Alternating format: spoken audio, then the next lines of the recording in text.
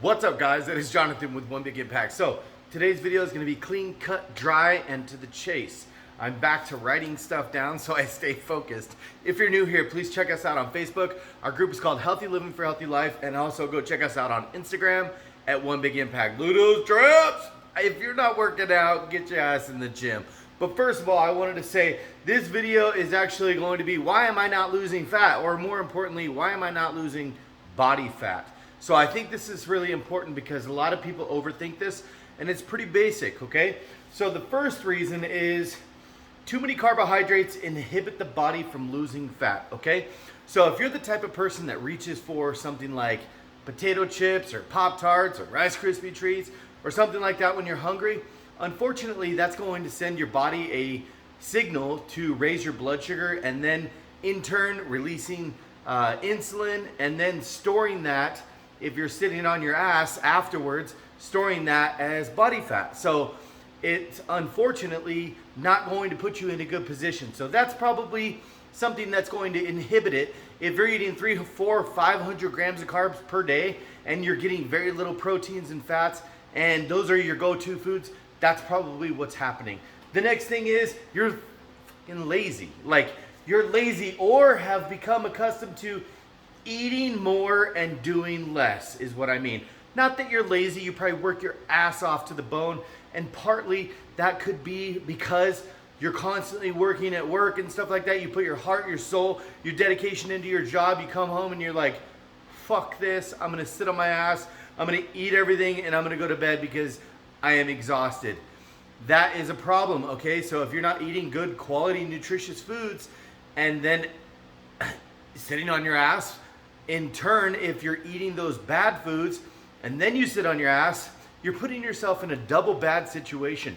If you were going to sit down, maybe eat something lighter, like maybe go for like some ground chicken cooked, sizzled up, and thrown on top of a salad with some good avocado oil or something like that, to be able to eat good positive foods that aren't super energy or calorically dense. So next one is you're not resistance training, okay? I never understood this for a long time. Resistance training builds muscle. Muscle burns more calories at rest than fat does. That's all it is, okay?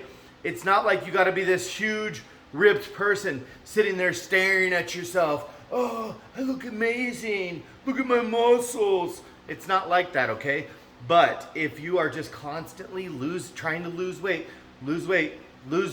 and you're never really focusing on building muscle, then unfortunately, you're just gonna become in this weird spiral of trying to constantly lower your calories lower and lower and lower and lower and lower until it becomes extremely irrelevant, and then you just can't lose weight because you're bottomed out on your calories, you're starving all the time, and you just start purging and eating everything all the time. So the next thing is you're in a calorie surplus, okay? If your body at your basal metabolic rate, meaning if I sit here and do nothing all day and my body requires 2,500 calories, and today I sit here and do nothing and I eat 3,500 calories, well, obviously that's not going to work. And what happens to that extra 1,000 calories? It gets put on your stomach. It gets put on your man boobs. It gets put on your back fat or your back tits or whatever. If you got back tits, it's time to start working out, by the way. But no, seriously, get to understand you can put basal metabolic rate or total daily calories or calorie calculator. There's so many different ways to find out what exactly you're supposed to be consuming in order to be able to be in a caloric deficit. If it says your daily expenditure is 2,000, well, 2,000 is probably a good starting point, but if you're not losing weight, maybe drop it down to 1,750 after a couple weeks. So work with what you got, okay? The next thing is, hopefully my video doesn't stop. My recap is start small, okay? I just want to recap everything. Start small. Do one thing at a time.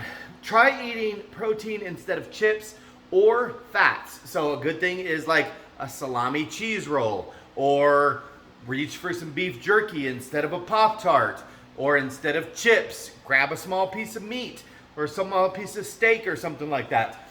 And the reason I say that is because the carbohydrates trigger the protein and the fats trigger way less of a blood sugar spike, which in turn helps you because way less insulin is produced and released from your pancreas into your body. Therefore, a lot less fat is being stored.